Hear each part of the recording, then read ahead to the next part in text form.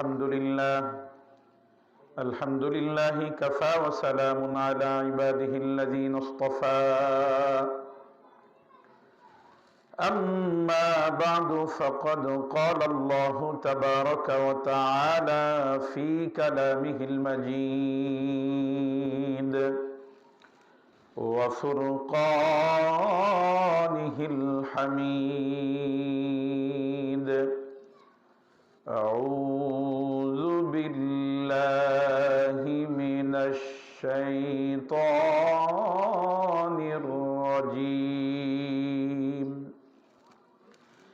بسم الله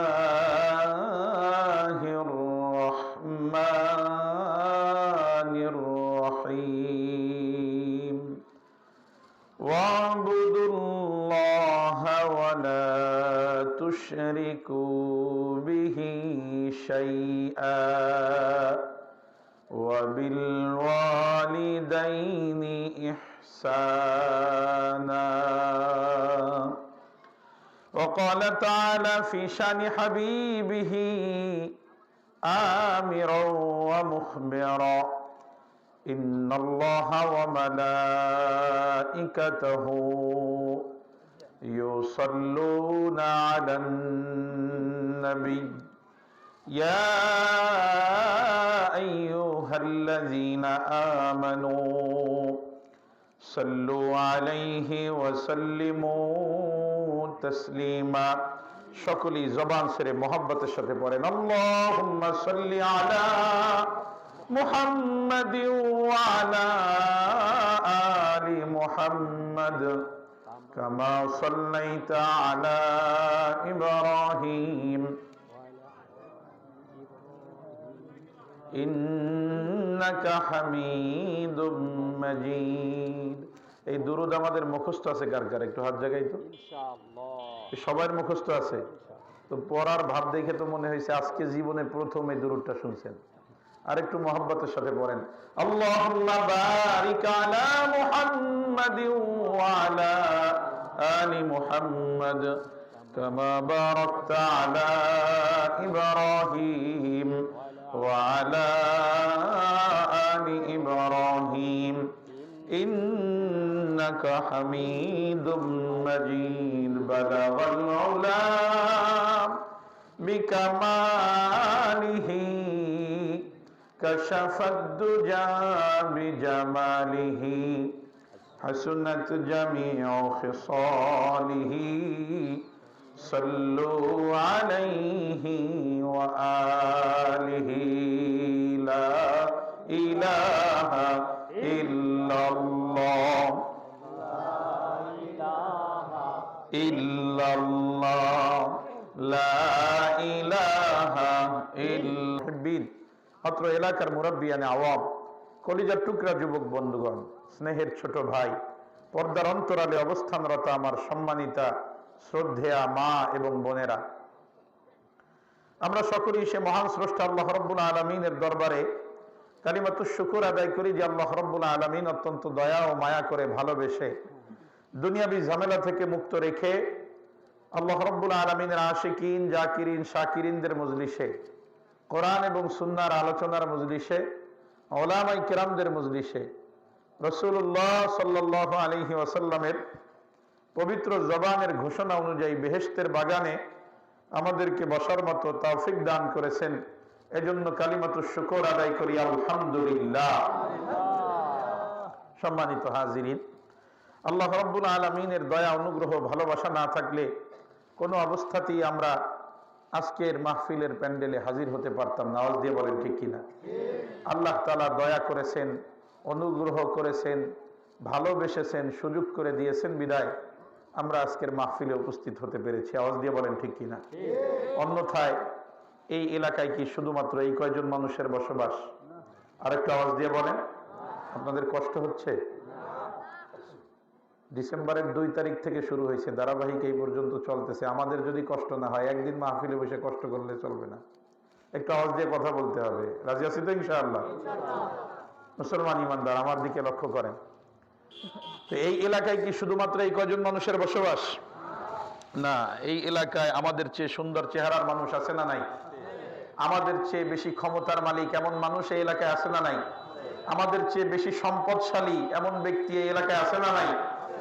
এমনও হাজারো মানুষের মধ্য থেকে আল্লাহ রাব্বুল আলামিন আপনাকে আমাকে জান্নাতের বাগানের জন্য কবুল করেছেন, এজন্য খুশি না বেজা? তো সে মালিকের দরবারে শুকরিয়া আদায় করার দরকার আছে না নাই? তো আরো একবার শরীরের সবটুকুন শক্তিকে একত্র করে দিয়ে, কণ্ঠের সবটুকুন আওয়াজকে উজাড় করে দিয়ে, আকাশ বাতাস প্রকম্পিত করে সকলেই সমস্বরে কালিমাতু শুকর আদায় করি, আলহামদুলিল্লাহ। সবাই পড়ি, রব্বানা লাকাল হামদ হামদান কাসীরান তাইয়িবান মুবারাকান ফীহি ইয়া রাব্বি লাকাল হামদু কামা ইয়ানবাগী লিজালালি ওয়াজহিকা ওয়া আযীমি সুলতানিক। আমরা জগৎ সমূহের মালিক আল্লাহ রাব্বুল আলামিনের প্রশংসা আদায় করলাম। লাখো কোটি দুরূদ ও সালাম বিশ্ব মানবতার কান্ডারি সাইয়্যিদুল মুরসালিন রাহমাতুল লিল আলামিন খাতামুন নবিয়্যিন নবিয়ুল আম্বিয়া নবিয়ুল মুরসালিন উম্মতের কান্ডারি নবী, দয়ার নবী, মায়ার নবী, বিশ্ব নবী, রহমতের নবী, সাইয়্যিদুল আম্বিয়া সাইয়্যিদুল মুরসালিন নবী মুহাম্মদুর রাসূলুল্লাহ, সবাই বলি সাল্লাল্লাহু আলাইহি ওয়াসাল্লাম। সম্মানিত হাজিরিন, আমরা যেই মজলিসের মধ্যে বসেছি দুনিয়ার মধ্যে এর চেয়ে দামি মজলিস আর একটাও নাই। সুবহানাল্লাহ বলেন। আল্লাহর হাবিব মসজিদে নববীর গেটের মধ্যে দাঁড়ানো, মসজিদে নববীর মধ্যে দুই দল সাহাবায়ে কেরাম। কয় দল? দুইটা আঙ্গুল দেখায় বলেন কয় দল? দুই দল। দুই দল সাহাবায়ে কেরাম মসজিদের মধ্যে অবস্থান করতেছে। একদল সাহাবায়ে কেরাম যার যার ব্যক্তিগত ইবাদতের মধ্যে লিপ্ত, আরেকদল সাহাবায়ে কেরাম কোরআন এবং হাদিসের আলোচনার মধ্যে লিপ্ত। একজনে কোরআনের কথা বলে, অন্যরা কোরআনের কথা শোনে। সুবহানাল্লাহ বলেন। আল্লাহর হাবিব সাল্লাল্লাহু আলাইহি ওয়াসাল্লাম সাথে থাকা সাহাবায়ে কেরামদেরকে লক্ষ্য করে বলেন, আমার সাহাবীরা রে শোনো, মসজিদে নববীর মধ্যে যেই দুই দল সাহাবায়ে কেরাম আছে, এই দুই দলই কল্যাণের উপরে আছে। সুবহানাল্লাহ বলেন। তবে এই দুই দলের মধ্যে এক দল অন্য দলের তুলনায় উত্তম। সাহাবায়ে কেরাম প্রশ্ন করলেন, মানহুম ইয়া রাসূলুল্লাহ, ও আল্লাহর হাবিব ওই দলটা কারা? রাসূলুল্লাহ সাল্লাল্লাহু আলাইহি ওয়াসাল্লাম বলেন, যারা কোরআন এবং হাদিসের আলোচনার মধ্যে আছে তারা দুনিয়ার মধ্যে সর্বোত্তম। বলেন সুবহানাল্লাহ। আল্লাহর হাবিব সাল্লাল্লাহু আলাইহি ওয়াসাল্লাম বলেন, ইযা মারারতুম বিরিয়াজিল জান্নাহ ফারতাউ, ও আমার উম্মতেরা, যখন তোমরা জান্নাতের বাগানের পাশ দিয়ে অতিক্রম করবা তখন তোমরা জান্নাতের বাগানের মধ্যে বিচরণ করবা। সাহাবায়ে কেরাম প্রশ্ন করলেন, ইয়া রাসূলুল্লাহ ইয়া হাবিবাল্লাহ, আমরা তো ইতিপূর্বে আপনার জবান থেকে শুনেছি জান্নাত এমন জায়গার নাম যা দুনিয়ার কোনো চোখ কোনোদিন দেখে নাই, দুনিয়ার কোনো কান কোনোদিন জান্নাতের যথাযথ বর্ণনা শ্রবণ করে নাই, দুনিয়ার কোনো অন্তর কোনোদিন জান্নাতকে কল্পনাও করতে পারবে না। ইয়া রাসূলুল্লাহ ইয়া হাবিবাল্লাহ, এই জান্নাতের বাগান আমরা পাবো কোথায়, আর তার মধ্যে বিচরণ করব কিভাবে? সুবহানাল্লাহ বলেন। সাহাবায়ে কেরাম প্রশ্ন করলেন, ক্বালু ওয়া রিয়াজুল জান্নাতি ইয়া রাসূলুল্লাহ, ও আল্লাহর হাবিব আপনি আমাদেরকে জান্নাতের বাগানের পরিচয় করায় দেন। বলেন সুবহানাল্লাহ। আল্লাহর হাবিব সাল্লাল্লাহু আলাইহি ওয়াসাল্লাম বলেন, হিলাকুয যিকরি রিয়াজুল জান্নাহ, আমার সাহাবীরা রে শোনো, দুনিয়ার জমিনের প্রত্যেকটা জিকিরের মজলিস, প্রত্যেকটা কোরআন এবং হাদিসের আলোচনার মজলিস, প্রত্যেকটা জিকিরের মজলিস দুনিয়ার মধ্যে এক একটা জান্নাতের বাগান। সুবহানাল্লাহ পড়েন সুবহানাল্লাহ। সুবহানাল্লাহ পড়তে কষ্ট হয় আপনাদের? সুবহানাল্লাহ বললে লাভ না লস? কম না বেশি? কত বেশি? একটা হাদিস শোনায়া মূল আলোচনার মধ্যে ঢুকে যাব। রাসূলুল্লাহ সাল্লাল্লাহু আলাইহি ওয়াসাল্লাম বলেন, আমার উম্মতেরা রে শোনো, আল্লাহ রাব্বুল আলামিন আমাকে দয়া করে মায়া করে মেয়ারাজ দান করেছিলেন। আল্লাহ তাআলা এক রাতের মধ্যে আমাকে মসজিদে হারাম থেকে নিয়ে মসজিদ আকসা পর্যন্ত ভ্রমণ করিয়েছেন, 7 আসমান 7 জমিন ভ্রমণ করিয়েছেন। জান্নাত জাহান্নাম আল্লাহ রাব্বুল আলামিন আমাকে ঘুরায় দেখাইছেন। এরপরে আবার ফজরের আগে আমাকে জমিনের মধ্যে ফিরায় দিয়েছেন। বলেন সুবহানাল্লাহ। আল্লাহ রাব্বুল আলামিন আমার যে মিরাজ দান করছে, এই মিরাজের রজনীতে আমার সাথে অনেক ঘটনা ঘটেছে। আমি অনেক নবীদের সাথে সাক্ষাৎ করেছি, বলেন সুবহানাল্লাহ। আল্লাহর হাবিব সাল্লাল্লাহু আলাইহি ওয়াসাল্লাম বলেন, আমি যখন প্রথম আসমানে পৌঁছালাম, প্রথম আকাশে আমি হযরতে আদম আলাইহিস সালামের সাথে সাক্ষাৎ করেছি। দ্বিতীয় আসমানে আমি হযরতে ঈসা এবং ইয়াহইয়া আলাইহিস সালামের সাথে সাক্ষাৎ করেছি। তৃতীয় আকাশে আমি হযরতে ইউসুফ আলাইহিস সালামের সাথে সাক্ষাৎ করেছি। চতুর্থ আসমানে আমি হযরত ইদ্রিস আলাইহিস সালামের সাথে সাক্ষাৎ করেছি। পঞ্চম আকাশে আমি হযরতে হারুনের সাথে সাক্ষাৎ করেছি। ষষ্ঠ আসমানে আমি হযরতে মূসা কালিমুল্লাহর সাথে সাক্ষাৎ করেছি। এরপরে আমি যখন সপ্তম আকাশে পৌঁছালাম, সপ্তম আকাশে গিয়া দেখি আমাদের সকলের জাতির পিতা। একটু আওয়াজ দিয়া বলতে হবে নামটা কি? আর একটু জোরে বলেন নাম কি? আরো চিৎকার দিয়া বলেন না নামটা কি? আমাদের জাতির পিতার নাম একটু আওয়াজ করে বলা দরকার, কারণ বিগত 17টা বছর আমাদের বাচ্চাদেরকে শিখানো হয়েছে জাতির পিতা নাকি কোন বঙ্গবন্ধু। আওয়াজ দিয়া বলেন ঠিক কিনা? আমাদের ছোট ছোট বাচ্চারা জানি না জাতির পিতার নাম কি, জিজ্ঞাসা করলে বলবে বঙ্গবন্ধু। আওয়াজ দিয়ে বলেন ঠিক কিনা?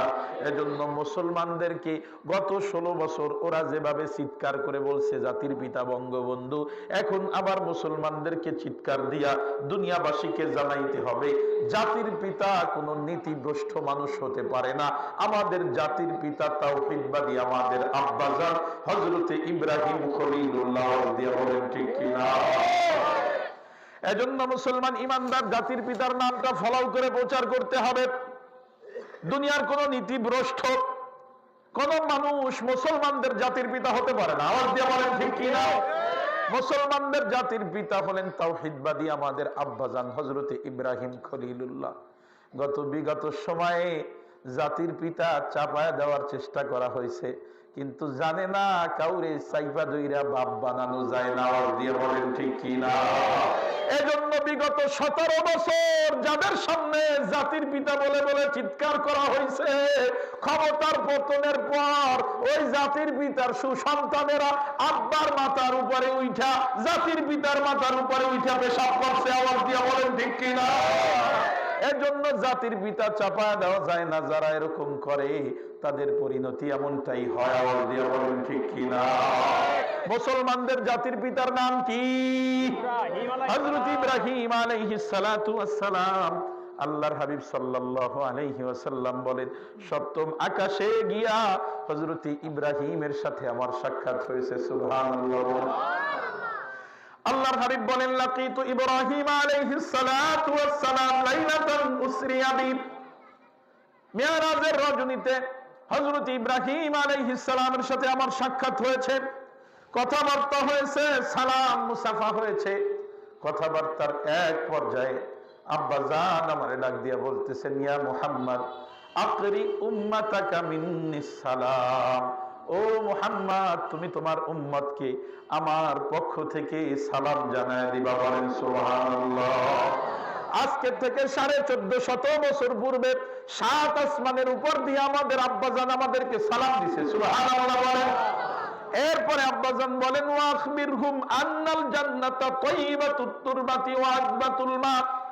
আর তোমার উম্মতকে একটা খবর জানায় দিবা, একটা সংবাদ দিয়া দিবা, জান্নাতের মাটি বড় পবিত্র মাটি, জান্নাতের মাটি বড় উর্বর মাটি, জান্নাতের মাটি বড় পবিত্র মাটি, জান্নাতের মাটি বড় ভালো মাটি। ওয়া আযবাতুল মা, এবং জান্নাতের পানি বড় মিষ্টি পানি, জান্নাতের পানি বড় সুপেয় পানি, জান্নাতের পানি বড় ভালো পানি, জান্নাতের মাটিও ভালো, পানিও ভালো, মাটিও ভালো, পানিও ভালো। ও বালিয়াটি সাটুরিয়ার মুসলমান, আওয়াজ করে উত্তর দিতে হবে, যে এলাকার মাটিও ভালো, পানিও ভালো, ওই এলাকায় গাছপালা কম জন্মায় না বেশি? ওই এলাকায় গাছপালা বেশি জন্মায়, তো উচিত তো ছিল জান্নাতের মধ্যে শুধু গাছের পরে গাছ থাকবে। আওয়াজ দিয়ে বলেন ঠিক কিনা? কিন্তু আব্বাজান বলতেছেন ওয়া ইন্নাহা কিয়ান, জান্নাতের জমিনটা হলো বিরান জমিন, ফাঁকা ময়দান, ওই জমিনের মধ্যে একটাও গাছপালা নাই। এইবার প্রশ্ন হলো আব্বাজান, তাইলে জান্নাতের মধ্যে গাছ হবে কিভাবে? জান্নাতের মধ্যে গাছ আসবে কোথা থেকে? আব্বাজান বলেন ওয়া ইন্না গিরাসাহা সুবহানাল্লাহ ওয়ালহামদুলিল্লাহ ওয়ালা ইলাহা ইল্লাল্লাহু আল্লাহু আকবার। জান্নাতের একটা গাছের নাম হলো সুবহানাল্লাহ, জান্নাতের আরেকটা গাছের নাম হলো আলহামদুলিল্লাহ, জান্নাতের আরেকটা গাছের নাম হলো লা ইলাহা ইল্লাল্লাহ, জান্নাতের আরেকটা গাছের নাম হলো আল্লাহু আকবার। যখন তোমার উম্মতেরা এই তাসবিহ গুলো তার জবানে উচ্চারণ করবে, আল্লাহ রাব্বুল আলামিন প্রত্যেকটা তাসবিহের বিনিময়ে জান্নাতের মধ্যে একটা করে গাছ লাগায় দিবে। আর একবার বলেন না সুবহানাল্লাহ? গাছ লাগছে আরেকটা, আরেকবার বলেন না সুবহানাল্লাহ? জান্নাতের মধ্যে আরো একটা গাছ লাগানো হয়ে গেছে, এইবার চিৎকার দিয়ে বলেন না সুবহানাল্লাহ? এজন্য দুনিয়ার মুসলমান ইমানদার সুবহানাল্লাহ বললে লাভ না লস? কম না বেশি? আপনি একবার সুবহানাল্লাহ আলহামদুলিল্লাহ পড়বেন, প্রত্যেক তাসবিহের বিনিময়ে জান্নাতে একটা করে গাছ লাগানো হবে। কেমন গাছ লাগানো হবে? আল্লাহর হাবিব বলেন, যদি কোনো তেজস্বী ঘোড়া 500 বছর পর্যন্ত দৌড়াতে থাকে, তারপরেও ওর একটা গাছের ছায়া অতিক্রম করতে পারবে না। সুবহানাল্লাহ বলেন সুবহানাল্লাহ। ইমানদার আমার দিকে লক্ষ্য করেন, এজন্য সুবহানাল্লাহ আলহামদুলিল্লাহ জায়গা মতো যেখানে যেটা লাগে বলবো তো ইনশাআল্লাহ? আরেকটা বলতে বলে বলবো তো ইনশাআল্লাহ? মুসলমান ইমানদার শেষ পর্যন্ত থাকবো, জায়গা মতো সুবহানাল্লাহ আলহামদুলিল্লাহ পড়বো। শেষ পর্যন্ত থাকলে একটা ফায়দা আছে, বড় ফায়দা। আল্লাহর হাবিব বলেন, যখন কোনো মানুষেরা কোরআনের মজলিসের মধ্যে বসে, এরপরে শেষ পর্যন্ত থেকে বাড়ির উদ্দেশ্যে রওনা করে, শেষ পর্যন্ত থাকার পরে বাড়ির উদ্দেশ্যে রওনা করে, ইউনাদি মুনাদিম মিনাস সামা, আসমান থেকে একজন ঘোষক ঘোষণা দেন, আসমান থেকে একজন ঘোষক ঘোষণা দিয়া বলেন, এতক্ষণ কোরআনের মজলিসের মধ্যে বসা ছিলা, আল্লাহ রাব্বুল আলামিন তোমাদের জন্য 2টা পুরস্কারের ঘোষণা দিয়েছেন। কয়টা? আরো জোরে বলেন কয়টা? কোরআনের মজলিসে বসলে কয়টা পুরস্কার দেওয়া হবে? 2টা পুরস্কার দেওয়া হবে। শেষ পর্যন্ত থাকলে 2টা পুরস্কার।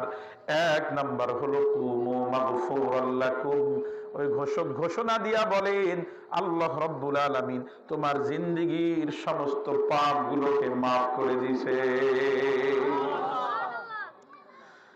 1 নাম্বার জীবনের সমস্ত গুনাহ মাফ করে দেওয়া হবে। 2 নাম্বার ফজিলাত হলো, 2 নাম্বার পুরস্কার হলো আকাদমুদ্দিলাত সাইয়্যাতিকুম হাসানাত, শুধুমাত্র পাপ মাফ করা হবে এমনটা না, আল্লাহ রাব্বুল আলামিন তোমার পাপগুলোকে নেকি বানায় দিবে। সুবহানাল্লাহ বলেন সুবহানাল্লাহ। বুঝেন নাই? বুঝলে গলা ফাটায় সুবহানাল্লাহ পড়তেন। কত বড় ফজিলত বুঝেন নাই? আরেকটু সহজ করি, বুঝতে সহজ হবে। আল্লাহ পাক রব্বুল আলামিন বান্দারে মাফ করতে ভালোবাসেন, আল্লাহ তাআলা বান্দাকে মাফ করতে চান। আল্লাহ বড় দয়াশীল, মায়াশীল। আল্লাহ তাআলা রাতের 2 ভাগের 3 ভাগের 1 ভাগ যখন অতিবাহিত হয়ে যায়, তখন আকাশের প্রথম আকাশে চলে আসে, আয়েশা ডাকে, আলা মিন মুস্তাগফির, কোন ক্ষমা ভিক্ষাকারী আসো নাকি? আমি আল্লাহ মাফ করে দেব। সুবহানাল্লাহ। কোন অভাবী আসো নাকি? আমি আল্লাহ তাআলা অভাব পূরণ করে দেব। কোন বিপদগ্রস্ত আছো নাকি? আমি আল্লাহ বিপদ থেকে রক্ষা করব। সুবহানাল্লাহ। তো আল্লাহ তাআলা বান্দাকে মাফ করতে ভালোবাসেন, বান্দাকে মাফ করতে চান। আল্লাহ তাআলা বলেন, নাব্বি ইবাদি আন্নী আনাল গফুরুর রহিম, আমার বান্দাদেরকে খবর দিয়ে দাও, জানায় দাও, আমি আল্লাহ তাআলা বড় ক্ষমাশীল এবং দয়াশীল। বলেন সুবহানাল্লাহ। এজন্য তো হাদিসে পাকের মধ্যে এসেছে, আল্লাহর হাবিব বলেন, বান্দা যদি পাহাড় সমান পাপ নিয়ে আল্লাহর দরবারে হাজির হয়, আল্লাহ রাব্বুল আলামিন দ্বিগুণ ক্ষমা নিয়ে ওই বান্দাকে মাফ করে দেন। সুবহানাল্লাহ বলেন। বান্দার পাপ যদি আসমান পর্যন্ত পৌঁছায় যায়, বান্দা যদি একবার বলে মালিক আপনি আমারে মাফ করে দেন, একবার বলতে দেরি হয়, বান্দার আসমান সম পাপ মাফ হতে দেরি হয় না। বলেন না সুবহানাল্লাহ। এটা তো মাফ চাইলে আল্লাহ মাফ করে। ইমানদার আমার দিকে লক্ষ্য করেন, আল্লাহ পাক রব্বুল আলামিন ক্ষমা চাইলে তো ক্ষমা করে দেন, মাফ চাইলে তো প্রশ্নই আসে না, জীবনের সমস্ত গুনাহ মাফ হয়ে যায়। সুবহানাল্লাহ বলেন। আবার আল্লাহ পাকের এত দয়া, এত মায়া, এত মহাব্বত, এত ভালোবাসা, আল্লাহ রাব্বুল আলামিন কখনো কখনো বান্দাকে মাফ চাওয়া ছাড়া এমনিতেই মাফ করে দেয়। সুবহানাল্লাহ বলেন। আরেকটু জোরে বলেন না সুবহানাল্লাহ। আল্লাহ রাব্বুল আলামিন বান্দাকে এত মহব্বত করে, এত ভালোবাসেন, আল্লাহ রাব্বুল আলামিন বান্দাকে দৈনিক একবার মাফ করার ব্যবস্থা রাখছেন। সুবহানাল্লাহ বলেন। আল্লাহর হাবিব বলেন as-সালাওয়াতুল খামসু মুকাফফিরাতুল লিমা বাইনাহুন্না, যদি কোন বান্দা দৈনিক 5 ওয়াক্ত নামাজ আদায় করে, আল্লাহ রাব্বুল আলামিন ওই বান্দার দিবসের সমস্ত পাপগুলোকে মাফ করে দেয়। বলেন সুবহানাল্লাহ। আল্লাহর হাবিব বলেন আল্লাহ পাক রব্বুল আলামিন বান্দাকে maaf করার আবার সাপ্তাহিক একটা ব্যবস্থা রাখছে। সুবহানাল্লাহ বলেন। আল জুমাতু ইলাল জুমাতি মুকাফফিরাতুল লিমা বাইনাহুমা, যদি কোন বান্দা 2 সপ্তাহের জুমার নামাজ আদায় করে, আল্লাহ রব্বুল আলামিন ওই বান্দার মাঝখানের 1 সপ্তাহের পাপগুলো maaf করে দেন। আল্লাহর হাবিব সাল্লাল্লাহু আলাইহি ওয়াসাল্লাম বলেন, কখন আল্লাহ তাআলা বান্দাকে দৈনিক একবার maaf করেন, আবার বান্দাকে সপ্তাহে একবার maaf করেন, আবার আল্লাহ রাব্বুল আলামিন বান্দাকে maaf করার জন্য বাৎসরিক একটা ব্যবস্থা রাখছে। সুবহানাল্লাহ বলেন। আল্লাহর হাবিব বলেন ওয়া রমাজানু ইলা রমাজান মুকাফফিরাতুল লিমা বাইনাহুমা, 2 বছরের রমজানের রোজা যদি কোনো বান্দা রাখে, এক রোজা থেকে আরেক রোজা পর্যন্ত এই 1 বছরে যেই পাপ হয়, আল্লাহ রাব্বুল আলামিন রোজা আদায় করার কারণে ওই বান্দার 1 বছরের সমস্ত পাপগুলোকে maaf করে দেন। এরপরে আল্লাহর হাবিব বলেন উম্মত, না না এ পর্যন্তই শেষ নয়, এ পর্যন্তই শেষ নয়। আল্লাহ রাব্বুল আলামিন বান্দাকে দৈনিক একবার maaf করেন, সপ্তাহে একবার maaf করেন, বছরে একবার maaf করেন, আবার আল্লাহ রাব্বুল আলামিন বান্দার জন্য এমন এক আমলের ব্যবস্থা রেখে দিয়েছে, কোন বান্দা যদি ওই আমল করতে পারে, আল্লাহ রাব্বুল আলামিন ওই বান্দাকে সদ্য ভূমিষ্ঠ সন্তানের মতো নিষ্পাপ বানায় দেয়। বলেন সুবহানাল্লাহ। আল্লাহর হাবিব বলেন মান হাজ্জা ফালাম ইয়ারফুস ওয়া লাম ইয়াফসুক রাজাকা ইয়াউমিন ওয়ালাদাতহু উম্মুহু, যদি কোন ব্যক্তি হজ্জে বাইতুল্লাহ করতে পারে, যথাযথভাবে হজ আদায় করে, আল্লাহ পাকের কাছে হজ যদি কবুল হয়, আল্লাহ পাক বলেন আমি আল্লাহ তাআলা ওই হাজী সাহেবকে, যে সন্তানটা আজকেই জন্মগ্রহণ করেছে, ও বালিয়াটির মুসলমান একটু আওয়াজ দিয়া বলেন তো ওই সন্তানের আমলনামায় কোনো পাপ আছে নাকি? যেই সন্তানের জন্ম আজ সকালে হয়েছে বা সন্ধ্যায় হয়েছে, ওই সন্তানের আমলনামার মধ্যে কোনো পাপ আছে নাকি? কোনো পাপ নাই, কোনো পাপ নাই, একদম নিষ্পাপ। আল্লাহ তাআলা বলেন যেই বান্দার হজ আমার কাছে কবুল হয়, আমি আল্লাহ রাব্বুল আলামিন ওই বান্দাকে সদ্য ভূমিষ্ঠ সন্তানের মতো নিষ্পাপ বানায় তার বাড়িতে ফিরায় দেয়। বলেন সুবহানাল্লাহ। আমি আপনাদের সামনে অনেকগুলো ফজিলত আলোচনা করলাম। 5 ওয়াক্ত নামাজ পড়লে দিনের গুনাহ মাফ হয়ে যাবে, জুমার নামাজ পড়লে সপ্তাহের পাপ মাফ হয়ে যাবে, রমজানের রোজা আদায় করলে বছরের পাপ মাফ হয়ে যাবে, যদি আপনি হজ করতে পারেন জীবনের সমস্ত গুনাহ মাফ হয়ে যাবে। সুবহানাল্লাহ। সবগুলো ফজিলাতে বলা হলো পাপ মাফ, পাপ মাফ, পাপ মাফ, কিন্তু কোথাও বলা হলো না তোমার পাপগুলোকে আমি সব বানাবো। বলা হয়েছে কোথাও? না। সব জায়গায় বলা হলো পাপ মাফ হয়ে যাবে, পাপ মাফ হয়ে যাবে। কিন্তু কোরআনের মজলিস এত দামি মজলিস, এই মজলিসটা এত দামি মজলিস, এই মজলিসের ব্যাপারে আল্লাহর পক্ষ থেকে ঘোষণা দেওয়া হয়, এই মজলিসে বসলে ইনাদি মুনাদিম মিনাস সামা কুমু মাগফুরান লাকুম, আল্লাহ তাআলা পুরস্কার হিসেবে তোমার সমস্ত পাপ মাফ করে দিবে। শুধু পাপ মাফ করবে না, আল্লাহ তাআলা তোমার সমস্ত পাপগুলোকে নেকি দিয়ে পরিবর্তন করে দিবে। চিল্লায়ে বলেন না সুবহানাল্লাহ। মুসলমান ইমানদার এইবার বুঝে আসছে এই মজলিসের দাম কত। এই মজলিসে বসলে পাপ মাফ হয় না, পাপ মাফ তো হয়, আল্লাহ পাপগুলোকে নেকি বানায় দেয়। সুবহানাল্লাহ। আমার দিকে লক্ষ্য করেন, এজন্য মুসলমান ইমানদার শেষ পর্যন্ত থাকতে হবে, আর জায়গা মতো সুবহানাল্লাহ আলহামদুলিল্লাহ পড়তে হবে। রাজি আছি তো ইনশাআল্লাহ? শেষ পর্যন্ত থাকবো তো ইনশাআল্লাহ? জায়গা মতো সুবহানাল্লাহ আলহামদুলিল্লাহ পড়বো তো ইনশাআল্লাহ? কারা কারা রাজি আছি? লিল্লাহে তাকবীর। আল কোরআনের আলো, আল হাদিসের আলো, আলেম ওলামা যেখানে, আলেম ওলামা নাই যেখানে। এই হাত নামাবেন না। এই কথার সাথে একমত তো? এই স্লোগানের সাথে একমত? আলেম ওলামা যেখানে, একমত তো সবাই? তাবলীগ জানি কয়টা ভাগ হইছে? একটু বলতে বলেন, কয়টা ভাগ হইছে? 2 ভাগ। এক ভাগে আলেম, এক ভাগে কি? এক ভাগে কি বলেন? আলেম। আর এক ভাগে জালেম। আর এক ভাগে কি? অল দিয়ে বলেন, এক পক্ষে কারা? আলেমরা, আর এক পক্ষে জালেমরা। আপনি এই মাত্র স্লোগান দিলেন, আলেম ওলামা যেখানে আমরা আছি সেখানে। তাবলীগ যদি করতে হয় আলেমদের সাথে থাকবো, মুসলমান জালেমদের সাথে থাকতে পারে না। যেই জালেমেরা ভোর রাতে, গভীর রাতে নিরস্ত্র মানুষের উপরে, ইবাদতরত মানুষের উপরে যারা হামলে করে, মানুষের রক্ত দিয়া ওই টঙ্গীর ময়দান রক্তাক্ত করে, সেই সমস্ত জালেমের সাথে মুসলমান থাকতে পারে না। তারা তাবলীগওয়ালা হতে পারে না, তারা খুনি, তারা জালেম। যে বলেন ঠিক কিনা? আল্লাহু তাকবীর, আল্লাহু তাকবীর। আলেম ওলামা যেখানে আমরা আছি সেখানে, আলেম ওলামা যেখানে আমরা আছি সেখানে, আলেম নাই যেখানে আমরা নাই সেখানে। আল্লাহু তাকবীর। মুসলমান ইমানদার আমার দিকে লক্ষ্য করেন। এজন্য শেষ পর্যন্ত থাকবো, জায়গা মতো সুবহানাল্লাহ আলহামদুলিল্লাহ পড়বো। রাজি আছি তো ইনশাআল্লাহ? আল্লাহ তাআলা তৌফিক দান করেন। আজকের আপনাদের এখানে আসার আগে এমনিতে স্বাভাবিকভাবে কোথাও গেলে আলোচ্য বিষয় ঠিক করি।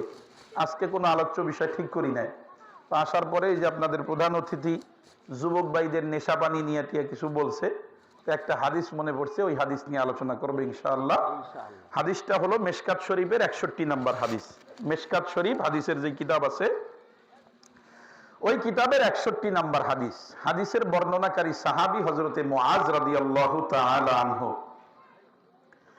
হযরতে মুআজ রাদিয়াল্লাহু তাআলা আনহু বলেন, আওসানি রাসূলুল্লাহ সাল্লাল্লাহু আলাইহি ওয়াসাল্লাম বিআশারি কালিমাত। ও দুনিয়ার মানুষেরা রে শোনো, রাসূলুল্লাহ সাল্লাল্লাহু আলাইহি ওয়াসাল্লাম আমাকে 10টা বিষয়ে উপদেশ দিয়েছেন। একটু আওয়াজ দিয়ে বলতে হবে কয়টা বিষয়। আজ আমাদের আলোচ্য বিষয় হলো এই 10টা বিষয়। মেশকাত শরীফের 61 নম্বর হাদিস, এইটা আমরা আলোচনা করব। রসুলের জগৎ বিখ্যাত 10 উপদেশ। রসুলের জগৎ বিখ্যাত 10 উপদেশ। হযরতে মুআজ রাদিয়াল্লাহু তাআলা আনহু বলেন, আওসানি রাসূলুল্লাহ সাল্লাল্লাহু আলাইহি ওয়াসাল্লাম বিআশরি কালিমাত। আল্লাহর হাবিব সাল্লাল্লাহু আলাইহি ওয়াসাল্লাম আমাকে 10টা বিষয়ে উপদেশ দিয়েছেন, 10টা বিষয় নসিহত করেছেন। আল্লাহর হাবিব আমারে 10টা বিষয় নসিহত করেছেন, উপদেশ দিয়েছেন। 1 নাম্বার উপদেশ হলো লা তুশরিক বিল্লাহি শাইআ। ও মুআজ, খবরদার, খবরদার, আল্লাহর সাথে কাউকে শরীক করবা না। লা তুশরিক বিল্লাহি শাইআ, আল্লাহর সাথে কাউকে শরীক করবা না। ওয়া ইন কুতিলতা ওয়া হুররিকতা, যদিও তোমারে জ্বালায়া দেওয়া হয়, যদিও তোমারে হত্যা করা হয়।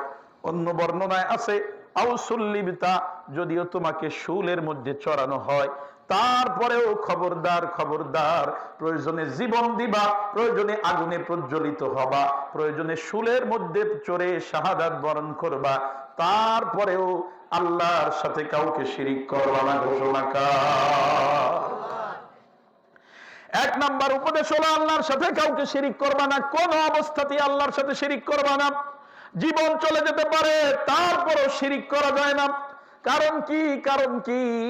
কালামে পাকের সূরাতুল লুকমানের 11 নম্বর আয়াত, আল্লাহ রাব্বুল আলামিন বলেন, ও দুনিয়ার মানুষেরা রে শোনো, ইন্নাশ শিরকা লাযুলমুন আযীম, নিশ্চয়ই শিরিক হলো ভয়াবহ অপরাধ।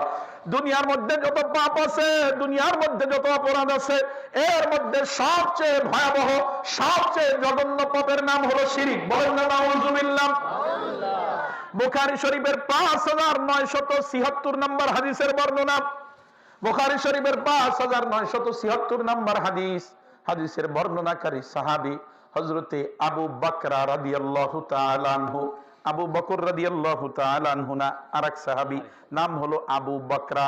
হযরতে আবু বকর রাদিয়াল্লাহু তাআলা আনহু থেকে বর্ণিত, তিনি বলেন রাসূলুল্লাহ সাল্লাল্লাহু আলাইহি ওয়াসাল্লাম একদিন আমাদেরকে লক্ষ্য করে বলেন, আলা উনাব্বিউকুম বিআকবারিল কাবাইর, ও আমার উম্মতেরা, আমার সাহাবীরা, আমি কি তোমাদেরকে সবচেয়ে বড় পাপ সম্পর্কে বলবো না? সবচেয়ে বড় পাপ কোনটা আমি কি তোমাদেরকে এ ব্যাপারে জানাবো না? এ ব্যাপারে সতর্ক করবা না? সাহাবাই কেরাম বলেন, বালা ইয়া রাসূলুল্লাহ, অবশ্যই আপনি আমাদেরকে সবচেয়ে বড় পাপ সম্পর্কে বলে দেবেন, আমাদেরকে আপনি অবশ্যই সবচেয়ে বড় পাপ সম্পর্কে জানায় দেন। আল্লাহর হাবিব সাল্লাল্লাহু আলাইহি ওয়াসাল্লাম বলেন, ও আমার উম্মতেরা রে শোনো, সবচেয়ে বড় পাপ হলো আল ইশরাকু বিল্লাহ, আল্লাহর সাথে শিরিক করা। বলেন নাউযুবিল্লাহ। বান্দার থেকে যত পাপ গঠিত হয় এর মধ্যে সবচেয়ে বড় পাপ হলো আল ইশরাকু বিল্লাহ, আল্লাহর সাথে শিরিক স্থাপন করা। অন্য হাদিসের বর্ণনায় আল্লাহর হাবিব বলেন, ইজতানিবুস সাবাল মুবিকাত, ধ্বংসাত্মক 7টা পাপ থেকে বিরত থাকো। 7টা অপরাধ, 7টা অন্যায়, 7টা পাপ এমন আছে যা তোমার ঈমান আর আমলকে ধ্বংস করে দিতে পারে, ঈমান আমলকে নষ্ট করে দিতে পারে। এরকম ধ্বংসাত্মক 7টা পাপ থেকে বিরত থাকবা। আল্লাহর হাবিব বলেন তার মধ্যে 1 নম্বর হলো আল ইশরাকু বিল্লাহ, আল্লাহর সাথে শিরিক করা। আল্লাহর সাথে যদি তুমি শিরিক করো তাহলে তোমার দুনিয়া আখিরাত বরবাদ হয়ে যাবে, তোমার সমস্ত আমলগুলা নষ্ট হয়ে যাবে। বলেন নাউযুবিল্লাহ। মুসলমান ইমানদার আমার দিকে লক্ষ্য করেন, সূরাতুন নিসার মধ্যে আল্লাহ রাব্বুল আলামিন বলেন, ইন্নাল্লাহা লা ইয়াগফিরু আন ইউশরাকা বিহি ওয়া ইয়াগফিরু মা দুনা যালিকা লিমান ইয়াশা ওয়া মান ইউশরিক বিল্লাহি ফাকাদ ইফতারা ইসমান আযীমা। আল্লাহ রাব্বুল আলামিন বলেন, আমি আল্লাহ রাব্বুল আলামিন যাকে চাবো, যার ব্যাপারে ইচ্ছা করব, কিয়ামতের ময়দানে আমি আল্লাহ তাআলা তার সমস্ত পাপ maaf করে দিব। সুবহানাল্লাহ বলেন। কিয়ামতের ময়দানে আমরা যে পাপ নিয়ে হাজির হব, আল্লাহ যারে ইচ্ছা সব পাপ maaf করে দিবে। সুবহানাল্লাহ বলেন। কিয়ামতের ময়দানের ঘটনা এমন ঘটবে, আল্লাহ রাব্বুল আলামিন একজনকে ডাকবে, ডেকে ডেকে ডেকে আল্লাহ রাব্বুল আলামিন ডাকার পরে বড় লম্বা আমলনামা বের করবে। 99টা খাতা। কয়টা খাতা? 99টা আমলের খাতা বের করবে। এই 99 আমলের খাতার মধ্যে শুধু পাপ লেখা, শুধু পাপ লেখা, শুধু পাপ লেখা, শুধু পাপ। 99টা খাতা। এক একটা পৃষ্ঠা কেমন? হাদিসের বর্ণনায় আল্লাহর হাবিব বলেন, মাদ্দুল বসর, দৃষ্টির সীমানা যতদূর পর্যন্ত পৌঁছায় অতদূর পর্যন্ত এক একটা পৃষ্ঠা। এরকম 90টা খাতা। এই খাতার মধ্যে শুধু পাপ লেখা। কি লেখা বলেন? পাপ লেখা। আল্লাহ তাআলা ওই 99টা খাতার সামনে আইনা বান্দারে এক একটা পাপ ধরে ধরে জিজ্ঞাসা করবে, বান্দা ওই যে রাতের বেলা ঘরে ঘুমাইছো, কেউ জানে না, দরজাটা বন্ধ করে আস্তে মোবাইলের সাউন্ড দিয়া, ইয়ারফোনটা কানের মধ্যে দিয়া, এরপরে হিন্দি গান দেখছিল না, সিনেমা দেখছিল না, গান শুনছিল না, কেউ জানে নাই। তোমার পাশের জমি ছিল, টেরও পায় নাই, 1 বিঘাতে একটু ফাঁকে আইলদারে একটু সরাই দিছিল, টের পায় নাই কেউ। টেবিলের নিচ দিয়া ঘুষ নিছো, সিসি ক্যামেরায় ধরা পড়ে নাই, করছিল না এই পাপ? সুদ খাইছো, মানুষ জানে নাই, অভাবে পড়ে তোমার কাছে আসছিল, সুদ নিছো, এই পাপ করছো না? তো বান্দা সব স্বীকার করবে, উপায় নাই তো। কে জিজ্ঞাসা করতেছে? বলেন কে? আল্লাহ। কোনো উপায় নাই, বান্দা স্বীকার করবে যে আল্লাহ এই পাপ তো করছি, তবে আল্লাহ আজকে আপনি ছাড়া রক্ষাকারী আর কেউ নাই। তো আল্লাহ বলবে, বান্দা তোর সমস্ত পাপের মোকাবিলায় আমার কাছে আর একটা কাগজের টুকরা আছে। সুবহানাল্লাহ পড়েন। এটা আল্লাহ যার ব্যাপারে ইচ্ছা করবেন তারা কেমনে মাফ করবেন সেটা বোঝানোর জন্য এই হাদিসটা বলতেছি। তো আল্লাহ ওই কাগজের টুকরাটা বের করবেন, ওই টুকরার মধ্যে লেখা, লা ইলাহা ইল্লাল্লাহু মুহাম্মাদুর রাসূলুল্লাহ। আল্লাহ তাআলা এই টুকরাটা বের করে বলবে যে আমার বান্দা, তোর সব 99টা খাতা ভর্তি তো পাপ, কিন্তু আমার কাছে তোর পক্ষ থেকে এই ঈমানের কালিমাটা আমার কাছে আছে। সুবহানাল্লাহ পড়ে। এরপরে আল্লাহ রাব্বুল আলামিন ওই 99টা দফতর এক মিজানের একটা পাল্লার মধ্যে রাখবে, আর ওই কাগজের টুকরাকে আরেকটা পাল্লার মধ্যে রাখবে। আল্লাহ পাকের কুদরতে ওই কালিমার পাল্লাটাই ভারী হয়ে যাবে, বলেন সুবহানাল্লাহ।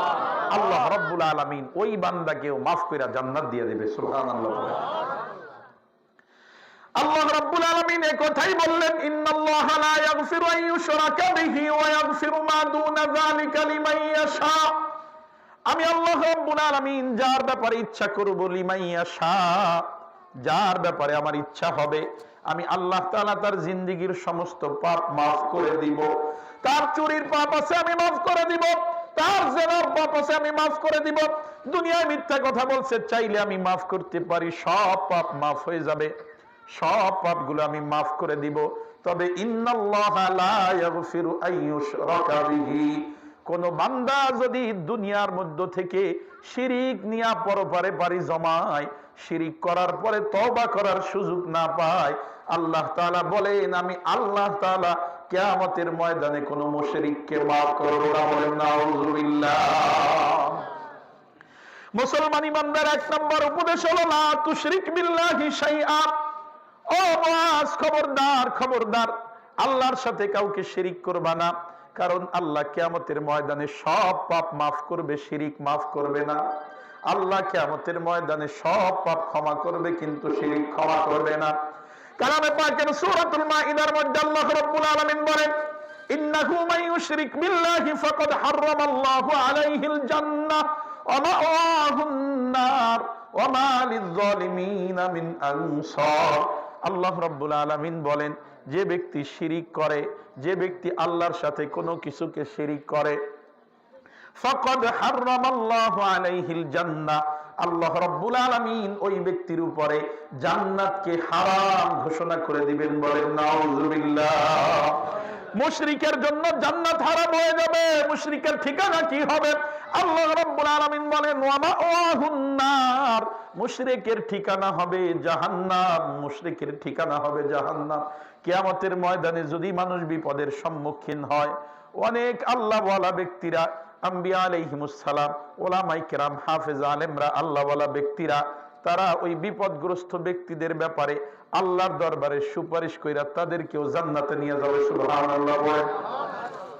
কিন্তু যেই ব্যক্তি মুশরিক হয়ে যাবে, যেই ব্যক্তি শিরিক করে দুনিয়া থেকে বিদায় হবে, আল্লাহ রাব্বুল আলামিন বলেন ওয়া মা লিয-যালিমিনা মিন আনসার, কিয়ামতের ময়দানে মুশরিকদের পক্ষে কোনো সুপারিশকারীও পাওয়া যাবে না, বলেন নাউযুবিল্লাহ।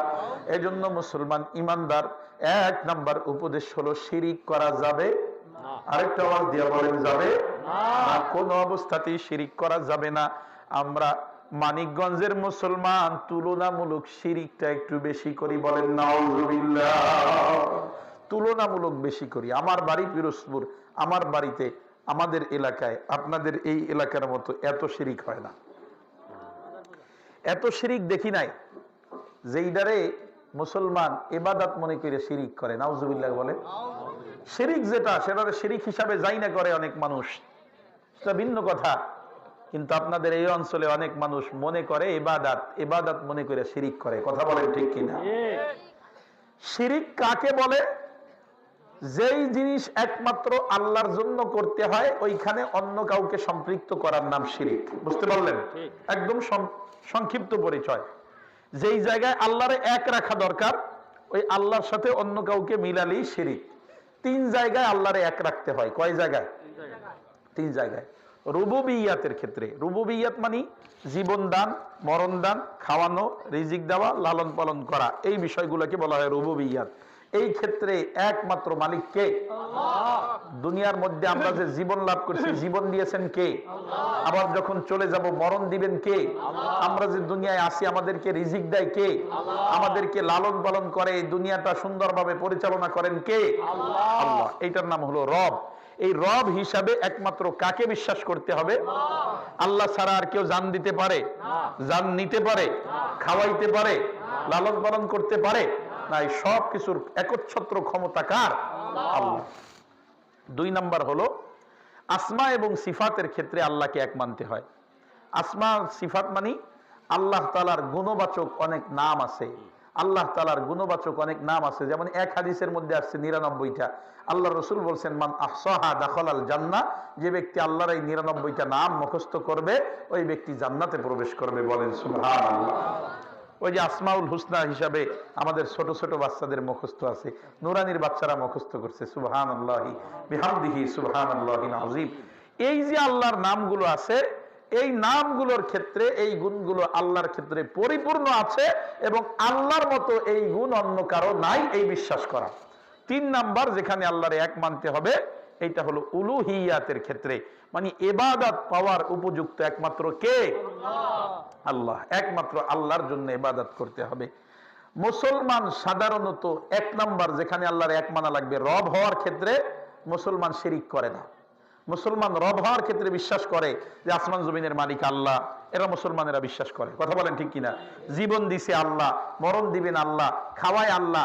সাধারণত মুসলমানরা এখানে শিরিক করে না, এটা বিশ্বাস করে, কিন্তু আসমা এবং সিফাতের মধ্যে শিরিক করে। কথা বলেন ঠিক কিনা? মুসলমানেরা রসুলের মহাব্বতে অনেক মুসলমান বলে, রসুলের ভালোবাসতে গিয়া, যে আল্লাহ যেমন আলিমুল গায়েব, রসুল আলিমুল গায়েব। নাউজুবিল্লাহ বলেন। গায়েব জানে একমাত্র কে? আল্লাহ। আল্লাহ।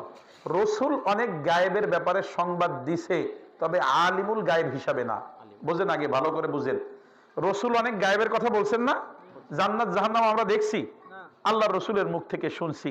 ভবিষ্যৎ দুনিয়ায় কত কি হবে ভবিষ্যৎবাণী আল্লাহ রসুল করছে, এগুলা সব অদৃশ্যের সংবাদ আল্লাহ রসুল দিছে। এই কারণে কি আল্লাহ রসুল আলিমুল গায়েব না? এইটাকে বলা হয় আকীদার ভাষায় মুত্তালিউন আলাল গায়ব। মুত্তালিউন আলাল গায়ব, গায়েবের ব্যাপারে অবগত, মানে আল্লাহর রসুল গায়েবের সংবাদ দিয়েছেন, আলিমুল গায়েব হিসাবে না। আল্লাহ তাআলা তারে গায়েবের যতটুকু জানাইছেন ততটুকু তিনি উম্মতের সামনে বলেছেন। বলেন সুবহানাল্লাহ। এজন্য আলিমুল গায়েব একমাত্র কে? আল্লাহ। কেউ গায়েবের সংবাদ দিলেই সে আলিমুল গায়েব হয় না। মুত্তালিউন আলাল গায়ব, আল্লাহ গায়েবের ব্যাপারে জানানোর কারণে অনেক সময় গায়েবের কথা বলতে পারে, এর দ্বারা সে কি হয় না? বলে আলিমুল গায়েব হয় না। এই সিফাতের ক্ষেত্রে এই আলিমুল গায়েব আমরা মনে করি, আমরা হাজির নাজির মনে করি। অনেকে পীরের মুরিদ, তারা মনে করি যে পীর সাহেব আমার সবকিছু দেখে, আমি যেখানে থাকি আমার পীর সাহেব আমার এখানে হাজির আছে, পীর সাহেব ভালো মন্দ করতে পারে। নাউজুবিল্লাহি মিন যালিক। ভালো মন্দ করার মালিক কে? আল্লাহ। হাজির নাজির একমাত্র কে? আল্লাহ। বিপদ থেকে রক্ষাকারী একমাত্র কে? আল্লাহ। বিপদে ফালানোর মালিকও কে? আল্লাহ। এই গুণগুলো একমাত্র আল্লাহর। এরকম 99টা গুণ আল্লাহর আছে। এই যে গুণগুলো, এইটা একমাত্র আল্লাহর জন্য বিশ্বাস করা। 3 নাম্বার হলো উলুহিয়াত, ইবাদতের ক্ষেত্রে একমাত্র আল্লাহ তাআলা কি উপযুক্ত মনে করা। বান্দা ইবাদত বলতে যা কিছু করে, এই ইবাদত গুলো একমাত্র কার জন্য হবে? আরেকটা আওয়াজ দিয়ে বলেন, কার জন্য? আল্লাহর জন্য। তাইলে 3 জায়গায় আল্লাহর এক মানতে হবে। আমরা তো শিরিক করি না, কিন্তু আমরা না বুঝেই অনেক সময় ইবাদত মনে কইরা শিরিক করে ফেলাই। কথা বলেন ঠিক কিনা? একটু আওয়াজ দিয়ে বলেন তো, সাজদা এটা ইবাদত। কথা বলেন ঠিক কিনা? তো সাজদা যদি ইবাদত হয়, ইবাদত করতে হবে একমাত্র কাকে? আল্লাহকে। তাহলে পীরের পায়ে সেজদা দেওয়া ইবাদত না শিরক? মাজারে সেজদা দেওয়া ইবাদত না শিরক? পীরের বউয়ের পায়ে সেজদা দেওয়া ইবাদত না শিরক? আর একটু আওয়াজে বলেন, ইবাদত না শিরক? ইবাদত বলতে যা কিছু বোঝায় সমস্ত কিছু করতে হবে একমাত্র কার জন্য? আল্লাহ রাব্বুল আলামিন কালামে পাকের সূরা বনী ইসরাঈলের 23 নম্বর আয়াতের মধ্যে বলেন, ওয়া ক্বাদা রাব্বুকা আল্লা তা'বুদু ইল্লা ইয়্যাহু। তোমার রব ফয়সালা করে দিয়েছেন, তোমার রব চূড়ান্ত করে দিয়েছেন, তোমাকে ইবাদত করতে হবে একমাত্র শুধুমাত্র কেবলমাত্র একজনার। আওয়াজ দিয়ে বলেন তিনি কে? সুতরাং কোন অবস্থাতেই শিরিক করা যাবে না। আপনাদের এলাকায় বীর মুরিদি নিয়া যে শিরিক হয়, শিরিক গুলার থেকে মুক্ত হতে হবে। রাজি আছি তো ইনশাআল্লাহ? অন্যথায় আপনি কিয়ামতের ময়দানে হাজির হওয়ার পরে দেখবেন এলাকার অনেক বেনামাজিও নাজাত পেয়ে যাচ্ছে, অনেক সুদখোর নাজাত পেয়ে যাচ্ছে, কিন্তু আপনি মাজারে সেজদা দেওয়ার কারণে, শিরিকের গুনাহ আপনার আমলনামায় থাকার কারণে আল্লাহ আপনারে মাফ করবে না। বলেন নাউজুবিল্লাহ। এজন্য 1 নাম্বার উপদেশ হলো ওয়াজলা তুশরিক বিল্লাহি শাইআ, আল্লাহর সাথে কাউকে শিরিক করবা না। 2 নাম্বার উপদেশ হলো ওয়ালা তাউকান্না ওয়ালিদাইকা ওয়া ইন আমারাকা আন তাখরুজা মিন আহলিকা ওয়া মালিক, খবরদার খবরদার মুআজ, কোন অবস্থাতেই পিতামাতার অবাধ্য হবা না, কোন অবস্থায় পিতামাতার অবাধ্য হওয়া যাবে না, পিতামাতার সাথে খারাপ আচরণ করা যাবে না। যদিও পিতামাতা তোমাকে ওয়াইন আমারাকা আন তাখরুজা মিন আহলিকা ওয়া মালিক, যদিও তোমাকে আব্বা আম্মা তোমার পরিবার থেকে তোমার সম্পদ থেকে বের হয়ে যেতে বলে, তারপরেও পিতামাতার অবাধ্য হওয়া যাবে না ঘোষণাকার। কোন অবস্থায় আব্বা আম্মার অবাধ্য হওয়া যাবে না। সর্ব অবস্থায় আব্বা আম্মার সাথে উত্তম আচরণ করতে হবে। আব্বা আম্মার সাথে কেমন আচরণ করতে হবে? কালামে পাকে আল্লাহ তাআলা বারংবার এই কথা বলছেন, ওয়াবিল ওয়ালিদাইনি ইহসানা, পিতামাতার প্রতি ইহসান করা লাগবে। কি করা লাগবে বলেন? আরেকটা আওয়াজ দিয়ে বলেন, কি করা লাগবে? ইহসান। ইহসান কাকে বলে ব্যাখ্যা দিয়ে তৃতীয় উপদেশে যাব, খুব লম্বা করতে পারবো না। ইহসান বলা হয় মানুষ মানুষের সাথে যে আচরণগুলো করে, এই আচরণগুলো সাধারণত তিন রকম হয়। কয় রকম হয় বলেন? তিন রকম। একটা হলো জুলুম, কোনো কারণ ছাড়াই এমনিতেই এই মুরব্বী আমার একটা গালি দিছে, আমার একটা চর দিছে, কোনো কারণ নাই, শুধু বিরোধী দল করে, বিএনপি করে, এই জন্য আওয়ামী লীগেরা মামলা দিয়ে দিছে, এলাকায় ঘুমাইতে পারে না, জেল খাটা লাগছে, আয়নাঘর পর্যন্ত যাওয়া লাগছে। এই যে আচরণ, এইটার নাম কি বলে? জুলুম। এটার নাম কি? আমাদের সমাজে জুলুম আছে না নাই? আয-যুলুমু যুলুমাতু ইয়াউমাল কিয়ামা, জুলুম কিয়ামতের ময়দানে ভীষণ অন্ধকার হয়ে দেখা দিবে। আরে শুধু কিয়ামতের ময়দানে না, আল্লাহ রাব্বুল আলামিন দুনিয়ার জগত জালেমদের জন্য অন্ধকার বানায় দেয়। আর দিয়ে বলেন ঠিক কি না?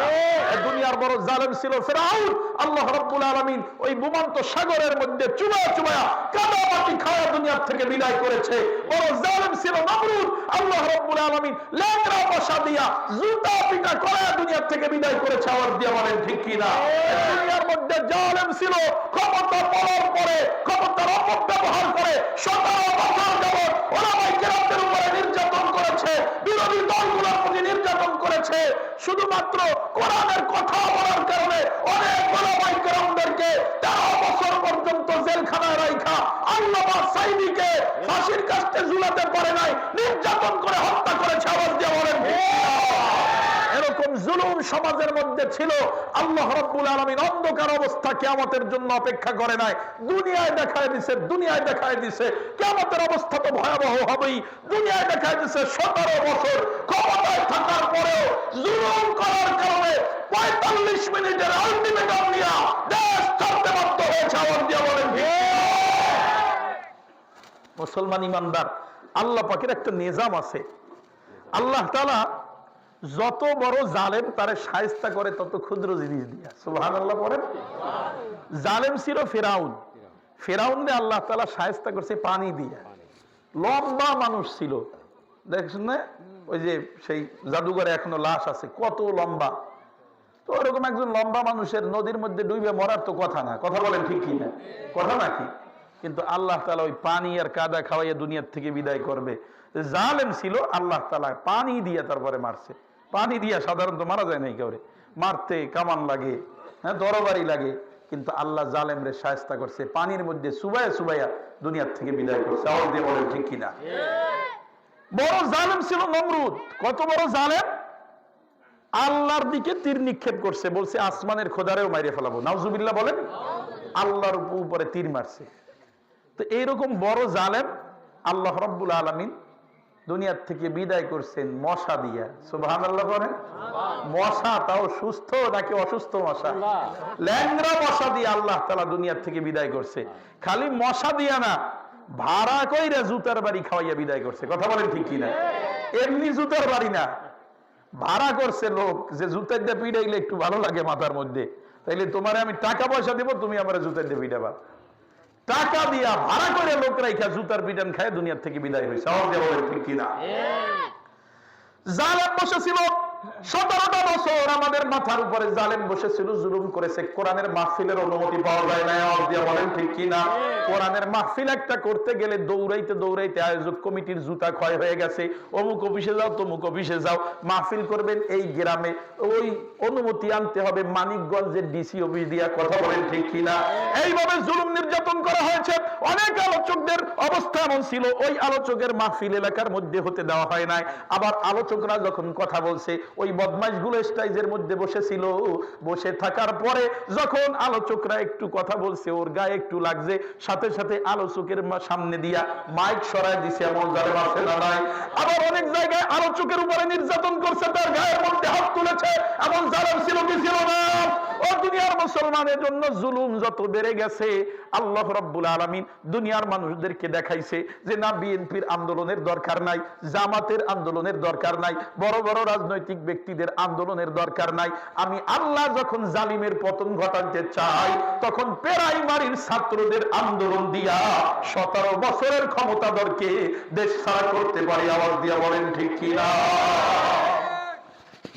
মুসলমান ইমানদার মানুষ মানুষের সাথে যে আচরণ করে, তার মধ্যে একটা হলো জুলুম, আর একটা আচরণ হলো ইনসাফ। ইনসাফ, মানুষ মানুষের সাথে ইনসাফ করে, মানে ভালোতে ভালো, খারাপে খারাপ।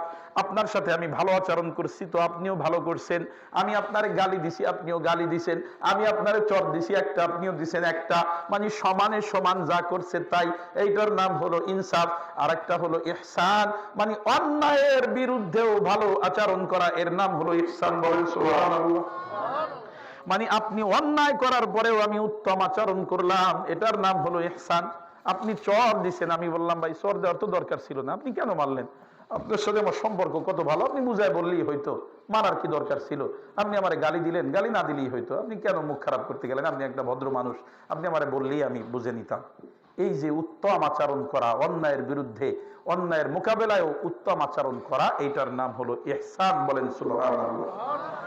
আল্লাহ রাব্বুল আলামিন বলেন ওয়াবিল ওয়ালিদাইনি ইহসানা, তোমার পিতামাতার প্রতি তুমি ইহসান করবা, জুলুম তো করবাই না, প্রশ্নই আসে না। ইনসাফও করবা না, ইনসাফও করবা না, মানে আব্বা আম্মা যতদিন ভালো আচরণ করে ততদিন তুমিও ভালো আচরণ করো। বাপ যেদিন বলছে এখন তোর বয়স হয়েছে, নিজের কামাই নিজে কইরা খা, ওই দিন ওই সন্তান বাবার গলার মধ্যে ছুরি ধরে দিয়েছে। এমন কুলাঙ্গার সন্তান আমাদের সমাজে আছে না না? বাপের সাথে যতদিন আচরণ ভালো ততদিন ভালো আচরণ করেছে, যেদিন থেকে আব্বা পকেট খরচ দেওয়া বন্ধ করে দিয়েছে ততদিন সেই দিন থেকে বাবার সাথে আর খারাপ আচরণ শুরু হয়ে গেছে, ভালো আচরণ আর করে না। মা যতদিন রান্না করে খাওয়াইছে ততদিন পর্যন্ত মায়ের সাথে ভালো আচরণ ছিল। মা যেদিন থেকে অন্যায়ের বিরুদ্ধে কথা বলা শুরু করছে, ওই দিন থেকে মায়ের আর দেখতে পারে না। ও দুনিয়ার মুসলমান, এমন যুবক আমাদের সমাজে আছে না নাই? আছে, মানে এইটাই বেশি। কথা বলেন ঠিক কিনা? জুলুম করা ব্যক্তিরাও কম, আব্বা আম্মারে মারে, আব্বা আম্মার সাথে গালাগালি করে, এটা একটু কম। আবার ইহসান মানে উত্তম আচরণ করে, এইটাও কম। ইনসাফের গ্রুপই বেশি। কথা বলেন ঠিক কিনা? তা আল্লাহ রাব্বুল আলামিন বলেন, আল্লাহ রাব্বুল আলামিন বলেন ওয়াবিল ওয়ালিদাইনি ইহসানা, আব্বা আম্মার প্রতি ইহসান করবা, ইহসান। ইনসাফ করবা না, ইনসাফ করবা না, ইহসান করবা। আব্বা আম্মা যদি অন্যায় করে, ওই অবস্থায়ও আব্বা আম্মার সাথে উত্তম আচরণ করতে হবে। ঘোষণাকার। এরপরে 3 নম্বর উপদেশ আমার দিকে লক্ষ্য করেন। 1 নম্বর উপদেশ হলো শিরিক করবা না। 2 নম্বর উপদেশ হলো আব্বা আম্মার অবাধ্য হবা না।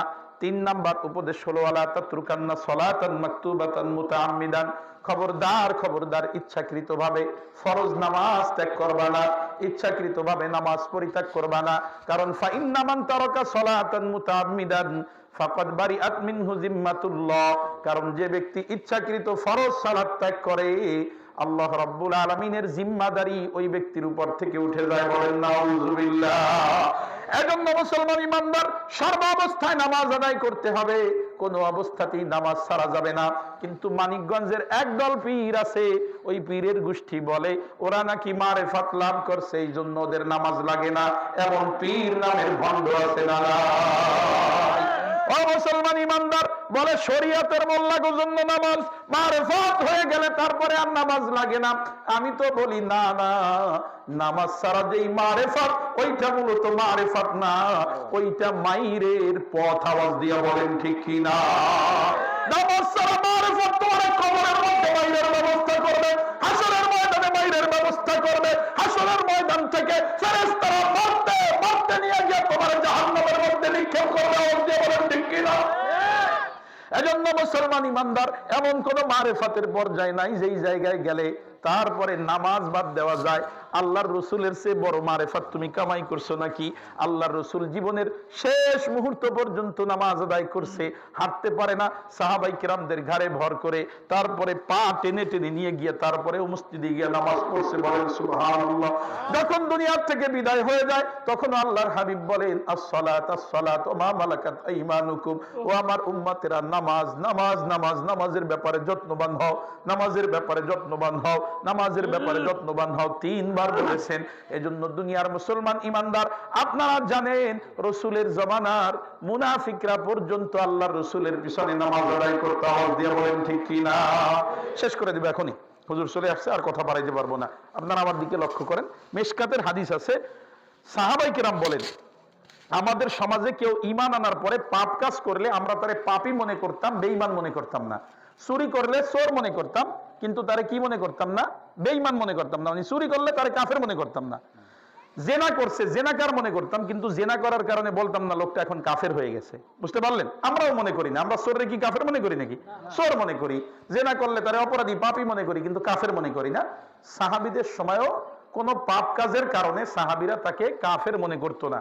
কিন্তু সাহাবী বলেন, মিশকাত শরীফের হাদিস, সাহাবী বলেন আমাদের সাহাবীদের সমাজে কোন ব্যক্তি ঈমান আনার পরে তারপরে যদি নামাজ ছেড়ে দিত, আমাদের সাহাবীদের সমাজে তারে কাফের মনে করা হতো। বলেন নাউযুবিল্লাহ। এজন্য রসুলের সময় মুনাফিকরা পর্যন্ত জামাতে নামাজ আদায় করছে। আপনি যে ঈমানদার, এই ঈমানদারের কোন চিহ্ন কি আমার কাছে আছে নাকি? ঈমান এটা অন্তরের বিষয়, দেখাইতে পারবেন আপনার ঈমান? আপনি দেখাইতে পারবেন না। তো ঈমানের আলামত কি? আল্লাহ রসুল বলেন বাইনাল আবদি ওয়া বাইনাল কুফরি তারকুস সালাহ, একজন বান্দার কাফেরের মধ্যে পার্থক্য হলো নামাজ। যে বান্দা সে নামাজ পড়ে, যে বান্দার আল্লাহর প্রকৃত বান্দা না সে নামাজ ছেড়ে দেয়। বলেন নাউযুবিল্লাহ। এজন্য মুসলমান অনেকে আছে নামাজ দুই এক ওয়াক্ত পড়ে না, মাঝে মাঝে ছুটে যায়, মাঝে মাঝে পড়ে, কিন্তু জানে যে নামাজ পড়া দরকার, পড়তেছে না, অপরাধ বোধ তার মধ্যে আছে, সে যে পাপ করতেছে এটা বুঝতেছে। তো এইরকম বেনামাজি কাফের না, সে পাপী। এরকম বেনামাজি কিনা বলেন কাফের না, পাপী। তবে যারা বলে যে নামাজ লাগে না, নামাজের অস্বীকার করে, এরকম নামাজ অস্বীকারীদের চেয়ে রাসূলের জমানার মুনাফিকরা ভালো ছিল। আওয়াজ দিয়ে বলেন ঠিক কি না? রাসূলের জমানার মুনাফিকরা পর্যন্ত জামাতে নামাজ আদায় করছে, তোমার চেয়ে রাসূলের জমানার মুনাফিকরাও ভালো। এর জন্য আওয়াজ করে উত্তর দিতে হবে, নামাজ ছাড়া যারা পীর মুরিদি করে, নামাজ ছাড়া যেই পীর, ওটা পীর না ভণ্ড, মুসলমান না কাফের। এজন্য মুসলমান ইমানদার জীবনের শেষ মুহূর্ত পর্যন্ত নামাজ পড়বো, রাজি আছি তো ইনশাআল্লাহ? তিনটা উপদেশ গেছে, 4 নাম্বার উপদেশ হলো ওয়ালা তাশরাবান্না খামরান, মদ পান করবা না, নেশাজাত দ্রব্য পান করবা না। কারণ কি? ফাইন্নাহু রাসু কুল্লি ফাহিশা, কারণ নেশাজাত দ্রব্য এটা সমস্ত পাপ কাজের মূল। নাউযুবিল্লাহ বলেন। নেশাজাত দ্রব্য সমস্ত পাপ কাজের মূল। একটা ভালো ভদ্র সন্তানরে আপনি খালি একটু নেশা ঢুকাই দিবেন, এরপরে এলাকার যত অপকর্ম আছে আস্তে আস্তে নেশার কারণে ও সব অপকর্ম করবে। আওয়াজ দিয়ে বলেন ঠিক কিনা? এইটাই শেষ উপদেশ, এইটাই আলোচনা শেষ। খালি এইখানে একটা ঘটনা বলি। আল্লাহ রসুল বলেন বনি ইসরাইলের মধ্যে একজন আল্লাহওয়ালা ব্যক্তি ছিল, আর তার সমসাময়িক আর একটা পতিতা মহিলা ছিল। তো ওই ব্যক্তি ওই পতিতা মহিলার বিরুদ্ধে মানুষকে বুঝাতো, কথা বলতো। তো প্রতিটা মহিলা দেখলো ব্যবসা তো খারাপ, হুজুর যদি এলাকায় থাকে আমার ব্যবসায় তো ভাটা পড়বে। তো হুজুরকে চক্রান্ত করার জন্য ওই প্রতিটা মহিলা ওই বনি ইসরাইলের আল্লাহওয়ালা ব্যক্তিকে একজন লোক মারফত ডেকে পাঠাইলো যে গিয়া বলবা আমি তওবা করব, ভালো হয়ে যাব, হুজুর যেন একটু আমার বাড়িতে আসে, আমার জন্য দোয়া করে দিবে। চক্রান্ত করছে, গিয়া যখন বলছে হুজুর সরল মনে চলে আসছে। বাড়িতে বিশাল বড় প্রাসাদ, অনেকগুলা গেট অতিক্রম করে ঢুকতে হয়। একে একে ঢুকছে, আর ভিতর বাহির থেকে দরজাগুলো আটকে দেওয়া হয়েছে। একদম অন্দর মহল পর্যন্ত যখন চলে গেছে, সমস্ত দরজা বন্ধ। ওই অন্দর মহলের মধ্যে শুধুমাত্র হুজুর আছে, ওই আল্লাহওয়ালা ব্যক্তি, আর ওই পতিতা মহিলা, আর অল্প বয়স্ক 10 বছরের মতো বয়স এরকম একটা ছোট বাচ্চা শিশু, আর এক পেয়ালা মদ রাখা আছে। পতিতা মহিলা এবার বলতেছে হুজুর বাড়ে আজকে আপনারে পাইছি, খালি আমার বিরুদ্ধে কথা বলেন, হাজি সাজেন, আজকে 3 পাপের যে কোনো একটা না করলে আপনারে ছাড়বো না। 3 কাজের কোনো একটা কাজ আপনারা এখানে করতে হবে, অন্যথায় আপনারা এখান থেকে যেতে দিব না। হয় আপনি আমার সাথে জেনায় লিপ্ত হবেন, আমার বিরুদ্ধে বলেন তো, আজ আপনারা দিয়ে জেনা করায় ছাড়বো, হয় আমার সাথে জেনায় লিপ্ত হবেন। এটা খালি ওই অতীত যুগের কথা না, গত যুগ এরকম পার হয়েছে। অনেক ওলামাই কিরামদেরকে নিয়ে এরপরে জামা কাপড় খোলাইয়া মহিলাদেরকে জড়াইয়া তারপরে ছবি তুইলা তারপরে ওলামাই কিরামদেরকে বেইজ্জত করা হয়েছে। আওয়াজ দিয়ে বলেন ঠিক কিনা? মামুনুল হক রে ওইর মধ্যে আটকায়া নিজের বৈধ স্ত্রীরে তারপরে মানে মামুনুল হকের বিরুদ্ধে তার দিয়া মামলা করাইছে। কথা বলেন ঠিক কিনা? তো বলছে হুজুর আজকে পাপ একটা করা লাগবে, তিনটার একটা করা লাগবে, হয় আমার সাথে জেনা করবেন, অন্যথায় এই যে শিশু বাচ্চাটা দেখেন ওরে হত্যা করবেন, অন্যথায় এই এক পেলা মদ আছে এই মদ পেলা পান করবেন। এই তিন অপরাধের যে কোনো একটা করা লাগবে। সাধারণত আমাদের দৃষ্টিতেও মনে হয় যে জেনা করবে, একজনের মাইরে ফেলাবে, হত্যা করবে, তার চেয়ে মদ পান করা মনে হয় ভালো, একটু কম অপরাধ। কথা বলেন ঠিক কিনা? তো ওইভাবেই ওই ব্যক্তিও ওই এক পেলা মদ পান করছে। মদ পান করার কারণে মেধা বিকৃতি হয়ে গেছে। যখন মস্তিষ্ক নষ্ট হয়ে গেছে, শয়তান ধোঁকা দেওয়া শুরু করছে। প্রতিটা মহিলা নিজের শরীরের সমস্ত কাপড় খুলে উলঙ্গ হয়ে তার দিকে আকৃষ্ট করার জন্য বিভিন্ন অঙ্গভঙ্গি করছে। শয়তানের ধোঁকায় ওই ব্যক্তি এখন জেনায় লিপ্ত হয়ে গেছে। জেনায় লিপ্ত হওয়ার পরে একটা পর্যায়ে জেনা যখন শেষ হয়ে গেছে, মদের ঘোর কেটে গেছে, এইবার যখন হুঁশ আসছে, হুঁশ আসার পরে চিন্তা করতেছে হায় হায় কি করলাম, মদ পান করছি, জেনা করছি। ওই যে ছোট বাচ্চাটা ও তো সব দেখছে, এইবার তরবারি নিয়ে ওই বাচ্চাটারেও হত্যা করে ফেলছে। এক মদ পান, বাকি দুই বড় বড় অন্যায় করার জন্য বাধ্য করছে। আওয়াজ দিয়ে বলেন ঠিক কিনা? এই জন্য যুবক আপনারে ওয়াজ কইরা, ওই যে বলছে যে হুজুর ওয়াজ করিয়া ঠিক করবে, ওয়াজ করিয়া ঠিক করার জিনিস এইটা না। ওয়াজে দিল তৈরি হয়, এরপরে অপরাধ করলে ইসলামে পাসার পরে লাঠির বাড়ি 80টার ব্যবস্থা করা আছে। আমরা ওয়াজ করলাম, আপনারা ক্ষমতায় গেলে লাঠির বাড়ির ব্যবস্থা করবেন, এলাকার নেশাখোর দূর হয়ে যাবে। আমাদেরকে ওয়াজ করতে বলে লাভ নাই। আমরা ওয়াজ করব, অনেকের সবাই তো নেশা করে না, এ আমাদের ওয়াজে ফিরে থাকবে, অনেক মানুষ করবে না। দুই সাইডে যারা করে ওদের জন্য ইসলামের অপর আর এক বিধান আছে, পাশার উপরে 80টা ব্যাট দিয়ে বাড়ি দিতে হবে, মইরে গেলে কবরের রাইখা কবরের উপরে দিতে হবে। হযরতে ওমর দিছে। কথা বলেন ঠিক কিনা?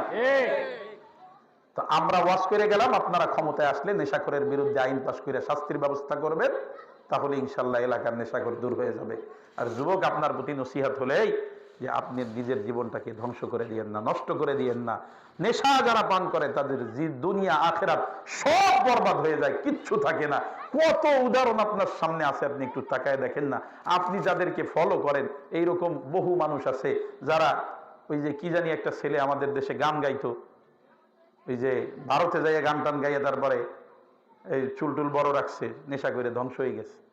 এরকম বহু ছেলেবান আপনারা যুবকরা যাদেরকে অনুসরণ করেন, এরকম সব গেছে।